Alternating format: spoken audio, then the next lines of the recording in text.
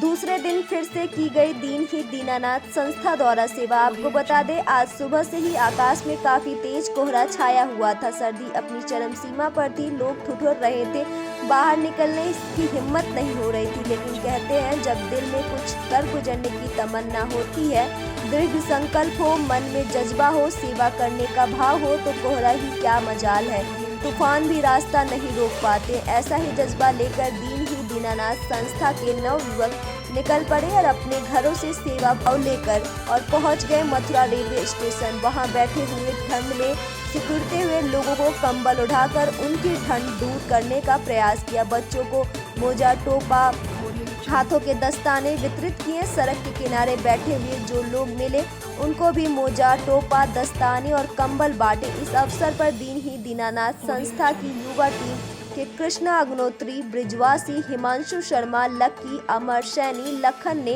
जरूरतमंद लोगों की सेवा की। BNY न्यूज के लिए मथुरा से आरती यादव की रिपोर्ट। आज आपकी संस्था द्वारा क्या कार्य हुआ?